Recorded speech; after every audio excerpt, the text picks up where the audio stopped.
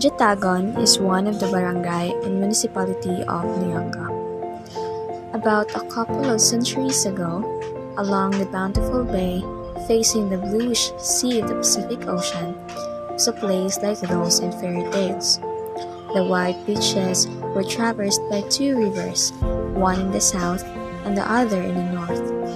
A little distance from the shoreline, the landscape started to rise until it reached its peak at the west, which is one of the ranges of the enchanted Mount Diwata. The place was thickly forested, blanketed with big trees, varieties of wildflowers, aerial plants, and vines. This truly translates the feeling of being born free with nature. The place was breathtaking to behold. Indeed, it was paradise where nature remained undisturbed. But behind all of these picturesque spots, there is something that people still bewilder, and that is the abandoned hospital in Jatagan, Lianga, Surigao del Sur.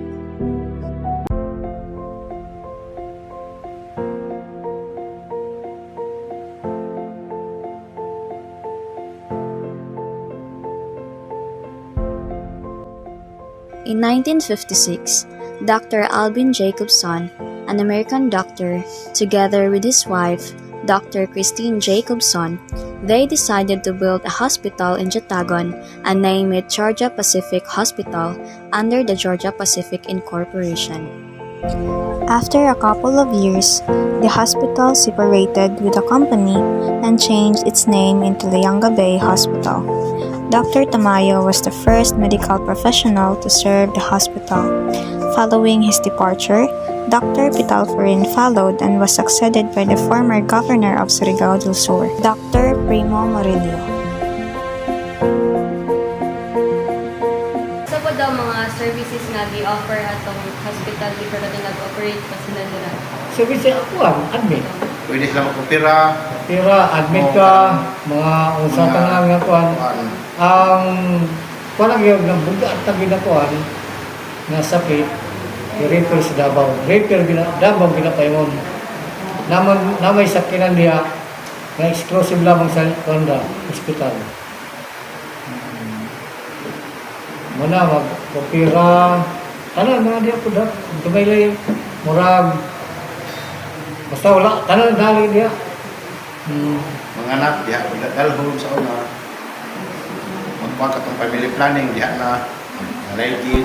Although it is a private hospital, inhabitants of Lianga were rushed there since it is the only hospital nearby. Staff members in the said hospital can operate on patients and will offer their assistance immediately. What are the benefits of the hospital workers?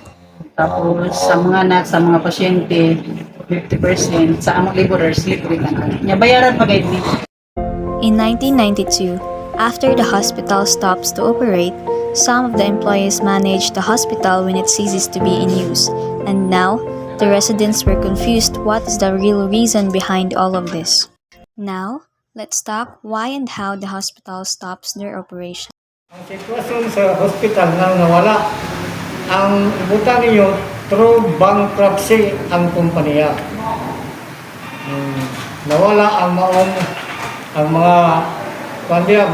nurse, na midwife, ay kanang mag-hinay-hinton, doktor, nang hawa na sila. Nangapay naglain. Kay bankrupt naman ang mga kumpanya. Kanya pag abot ni Iraq, ning sabot pagkawala ang hospital. Kaya nang iyo man ito nga, no movements of all labs. Wala na palihapon kay kuha na talag ng mga tao, wala na. Ni sabot pagkadahon ang kumpanya. Motong ni sabot kung pagkadahon ang hospital. Muna ang story sa maong hospital silang gabi. Naputuin muna ko nga ang usa daw sa hinungdan ani kay bankrupt daw. Gayon sa taman lagi nga na may lagi mo pugo nga ang production ng tanang imbis daghan imbis tag 11 ka howling imo una na duha tulo. Lelo gigid ang pinansir. Siyempre ko kapitalista Ugwa kay ganansya, may pamon. Kay maana man sa lagi nga ibagsak ang kapitalista. Karon, na kay Amerikano tungkuan, Oh. mo tong Katong owner, ang owner kay dali ngayong gabi. Mo tong nihawa ngayon. Mo na hinungdan nga malagi na. Ako expired na ang American Philippine nga. Kung saan na-contact ato ako ba na kilistuhay itong relief. Na-expire na ito mo niya MPA ko nga sabi. Are there some feedbacks from the residents? Sa una, daghay na nga polio bitaw kanang kuan gumikan ang mga medisina nga kanang imported na mga medisina kay gikan sa USA. Kadto na mga tuig kanang pareha kang Martin, nakailam mo kang Martin pagukpok, kana ang mga edad nila, daghan gayon nga kuan ana. Oh. Na kagawa duha ka kagawa ng mga baldado si Pugsa, Ortiz, pagukpok. Mga Martin, daghan silang nakuan. Katong kuan daw na hindi mo rin dapat kung si Dr. Tamayo katong pag mag-inject daw sa mga bata kay ubang bata daw kay nagka-polio ang Dili man natin na.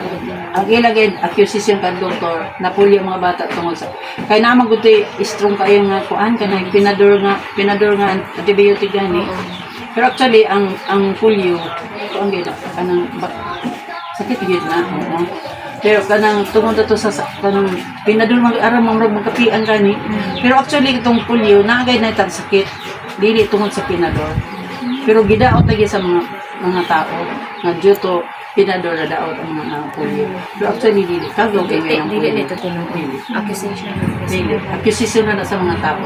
But before we end this video, let us talk first about the Commonwealth period in the Philippines.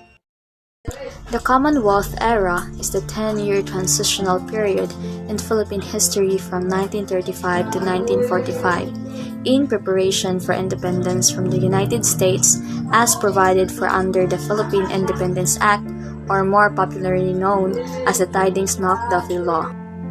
The Commonwealth era was interrupted when the Japanese occupied the Philippines in January 2, 1942. The Commonwealth government, led by Manuel L. Quezon and Sergio S. Osmeña, went into exile in the U.S.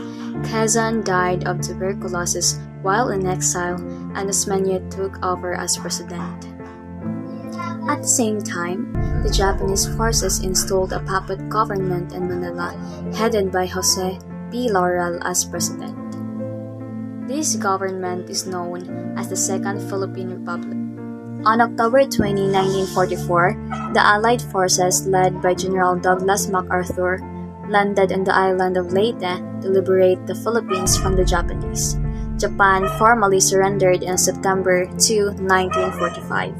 After the Japanese surrendered themselves, the Americans assumed that they are the liberators, while we Filipinos have become puppets of them. The reason why the operation of the hospital in Georgia Pacific stopped is not about bankruptcy.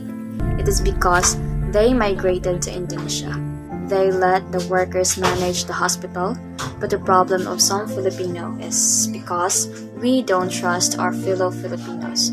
We are dependent, we can stand with our own feet, and call the local as fake. Instead of fostering pride, we should help each other for the betterment of our country.